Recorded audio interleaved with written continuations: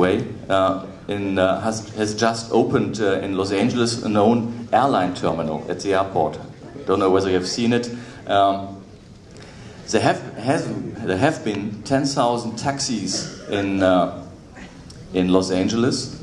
2,000 of them are left, and 8,000 Uber cars. And that's what we name disruption.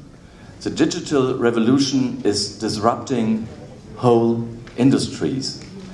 And we have to be very keen that they don't overwhelm us. But on the other hand, as you said, Mr. Wiedendorf, we have to deal with it. Well,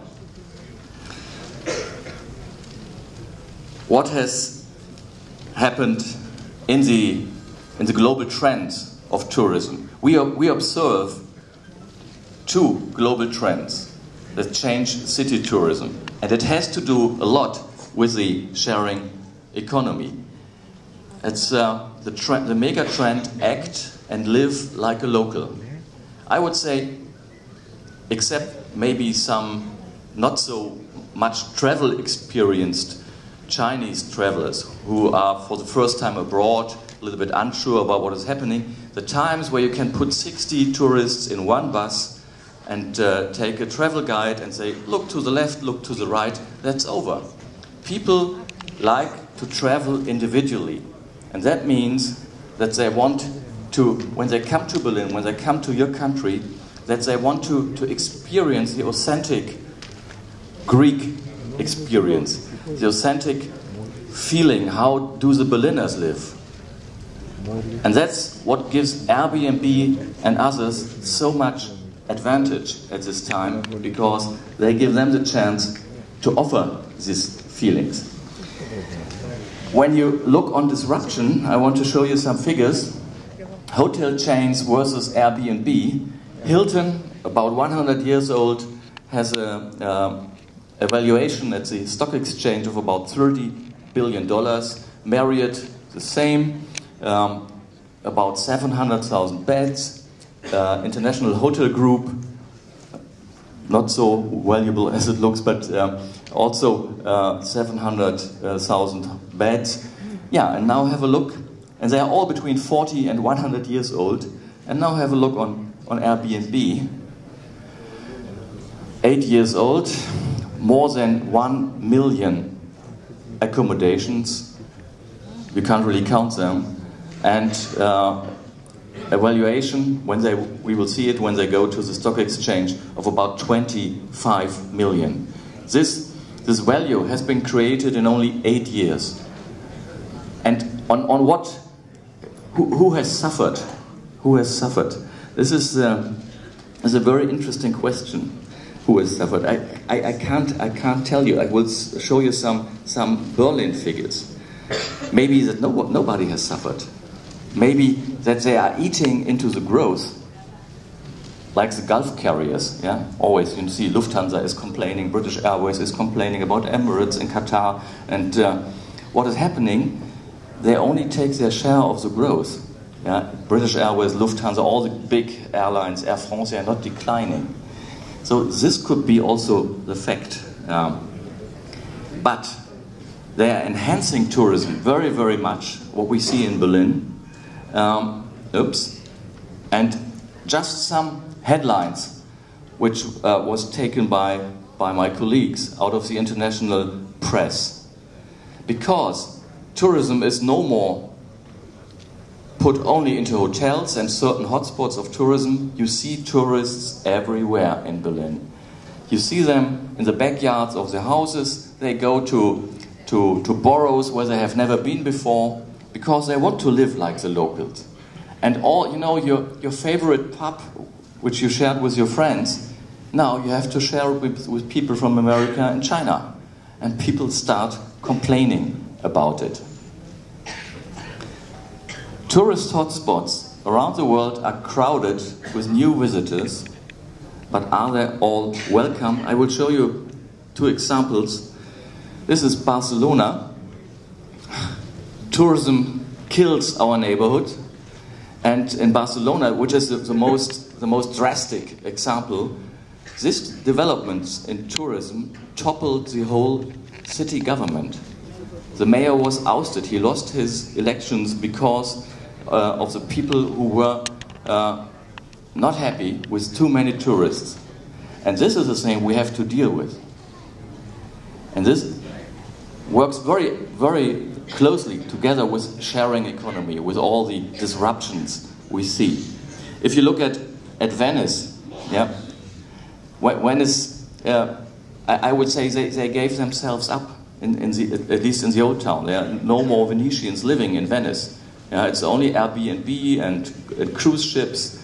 And so we have to be very, very careful that we stay authentic, because the people, they come to Berlin because they have heard about a certain spirit in our city, which they want to experience. But when you change it into a Berlin Disneyland or a Greek tzatziki Disneyland, it's only a second-hand experience, and people will stay at home.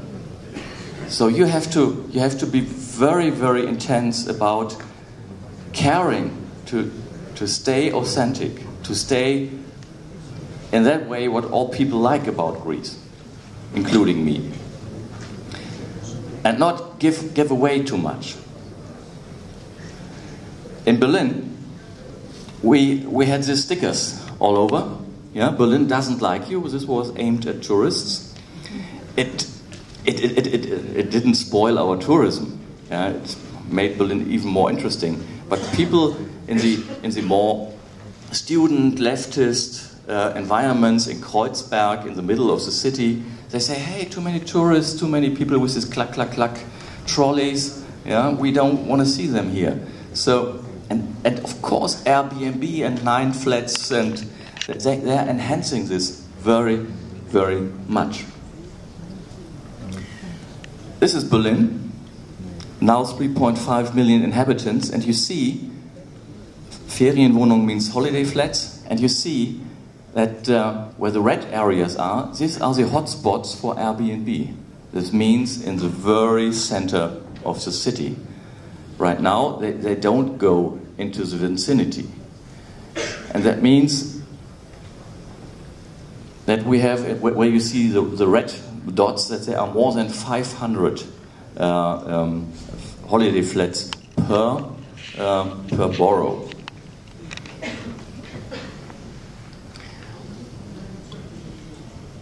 And if you look at this is the hotspot for the Reuter Kiez, the street. There we derived this from Airbnb, and we found out that this borough here, I would say 2 or 3 blocks, not more than that, had 476 holiday flats. And what happens in Berlin now is that the Berliners, everything gets more expensive. The city is developing very fast. We have 50,000 people every year who want to live in Berlin as new citizens. And on top of that, you have the change that many flats, which were not before for families, for Berliners, are changed into holiday apartments. And I know what I'm talking about. And I have friends, they just took all their money and bought a nice flat in Berlin, only to find out that the flat over them is very nice flat. It's rented out to school classes, and it's like a youth hostel. And now they have about 30-40 Italian or Swiss schoolgirls above them in the evenings. They can't sleep anymore. No regulation about it. This until now. They feel the pressure, and we did a research in a very fancy borough. On one day in December 2014, we found 102 on this day holiday flat offers, and 1 offer to rent a flat. That's the situation, and that's why I'm very skeptical about Airbnb and the sharing economy. This puts a lot of pressure of the original inhabitants of the city. And you all my business is to keep the acceptance for tourism. And I see a decline in acceptance if the pressure on the people living in Berlin, in essence, on your islands, is too high because they can't afford anymore the housing. What we did in Berlin, we did something. The government edited a law prohibiting commercial rent out of housing space. There is a two-year period where you can change back from a holiday flat into a normal flat for family. It's ending in September, but until now it doesn't work. It doesn't really work. We still have 15,000 holiday flats in Berlin. 15,000. If you put that together, it's a whole borough only consisting out of holiday flats. So, what is this? Sometimes the system falls. Just a moment, it's a problem with the projector. Oh, so it's... Okay. So, that's only one of the measures we have taken. We are fighting very hard to keep Berlin authentic and to make both groups happy, the tourists and the inhabitants. What I wanted to show you now are just a few numbers telling you, is Airbnb, is the sharing economy eating into our market, into our hotel market? This is the big question. Or do we share the growth? Well, shall I tell you the figures? Yeah. Before we wait too long. In Berlin we have 784 hotels. This is a plus of a minus of 4%. Four hotels have been closed. The occupancy rate is 77%. This is a plus of 2.5. And most important, the RevPAR, the relevant price per available room, has increased only last year at 7.5%. And that means we have more hotel beds, 3,000 more hotel beds in just 1 year. We have a better RevPAR, we have a better occupancy rate. That means that Airbnb is only eating into our growth, but it's not eating our hotel industry right now because it's a strongly growing market. If you are a mature market, it may be very... Oh, it's back. Hi. Yeah, it may be very different. Again, RevPAR went up 7.3%, occupancy went up, average daily rate went up. We have more beds, slightly less hotels, small pensions had to close. So until now, there is no reason to be really afraid. And sharing economy isn't a bubble. It isn't a fashion. It will stay. What does that mean? I would say the outlook, and I'm sorry that I can't give you simple messages. The outlook is foggy. We don't know where we are going to. There is no simple question of answer of all our questions. But what are the lessons learned? If you want to stay in the market, if you want to have a chance, stay authentic. Yeah, keep with the key issues, with the core competence you have here in Greece, and you will attract visitors from all over the world. And very important, you as hoteliers take the controls.